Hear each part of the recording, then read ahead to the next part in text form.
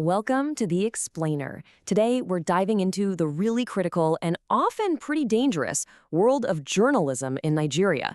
And specifically, we're looking at the unions that are fighting to protect the very people who tell the nation's stories. Okay, let's just kick things off with this really powerful line from the Nigerian Union of Journalists because it perfectly frames what's at stake here. See, this isn't just about protecting a job. It's about defending the public's fundamental right to know. And this really sets the stage for a story of some immense challenges. You know, for so many journalists in Nigeria, the very first battle they face every day is just getting paid. You have media houses that are getting squeezed by a tough economy, and they often owe salaries for months on end. This leaves reporters in this constant state of financial uncertainty. I mean, it's a huge crisis that just undermines the entire profession from the ground up. And if that wasn't enough, beyond the financial struggles, there is this constant pressure from political actors. And look, this isn't always obvious censorship. Sometimes it's way more subtle, kind of like co-opting, where powerful people try to influence the news. Or it can be just straight-up intimidation to shut down critical reporting. And that pressure, well, it can escalate dramatically. The International Press Institute has tracked these persistent patterns of journalists being harassed, illegally detained, and yeah, in some cases, even assaulted by security forces just for doing their jobs.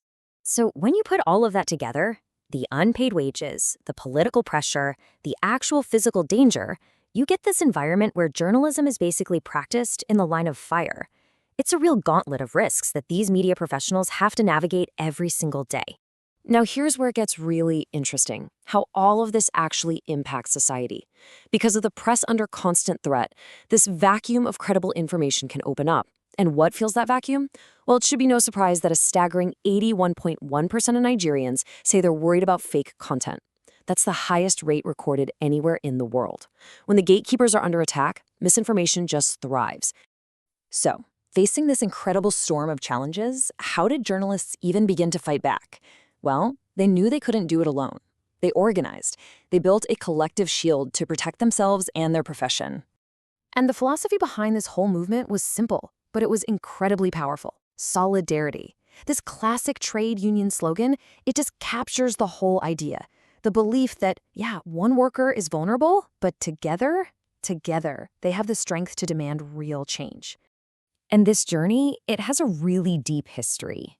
I mean, its roots go all the way back to the British Industrial Revolution, but it found its own unique Nigerian voice in 1955 when the Nigeria Union of Journalists was founded. And over the decades, it evolved, it restructured to bring in broadcast workers, and it played this absolutely pivotal role in resisting military rule and helping to usher in democracy back in 1999. So, with all that history as a backdrop, what's the core mission of these organizations today? I mean, what are they actually set up to do day in and day out?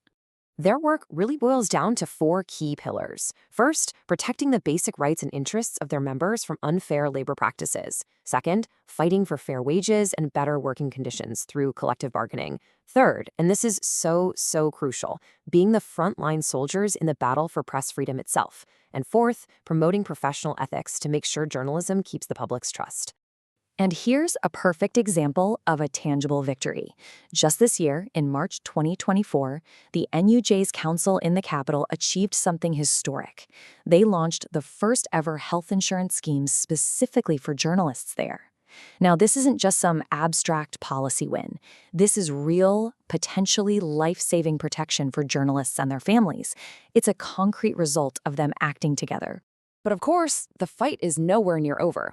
Here in the 21st century, these unions are facing a whole new wave of really complex challenges that threaten their effectiveness and even their relevance. Today's fight is happening on so many fronts at once. You still have that old enemy of political interference, but now it's often way more subtle, trying to co-opt union leadership from the inside. At the same time, even when they win new agreements, weak enforcement means it doesn't always lead to actual salaries in the bank. And all this is happening during a brutal economic crisis that's crippling media houses. On top of that, you've got internal rivalries that can weaken their power, and then, looming over everything, is the massive disruption of the digital age. Yeah, the media landscape itself is fracturing. The rise of all these online-only platforms has created this whole new class of digital freelancers, and you could call them gig journalists.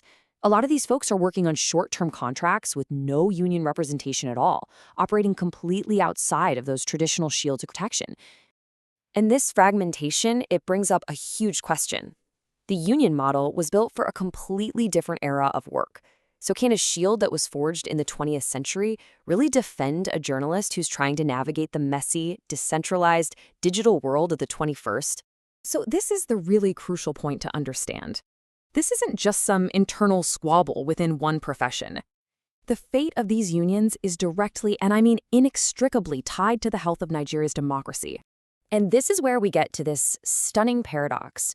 Despite everything we've just talked about, Nigerians have one of the highest levels of trust in their media in the entire world. 68%. That's higher than a country like Finland, and it just blows the global average out of the water. Think about that for a second.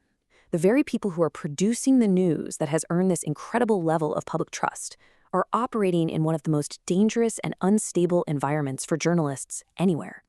And you have to wonder, maybe that very risk, that visible struggle to get the truth out against all odds, maybe that's precisely why they're trusted. It's a powerful and honestly a pretty dangerous dynamic. And that leaves us with this final thought. We always hear that the press is a pillar of democracy, right? It's the essential watchdog holding power to account. But if that's true, who holds up the pillar? In a nation that relies so heavily on its journalists, the struggle of their unions isn't just about their members. It's a fight for the very foundation of democracy itself.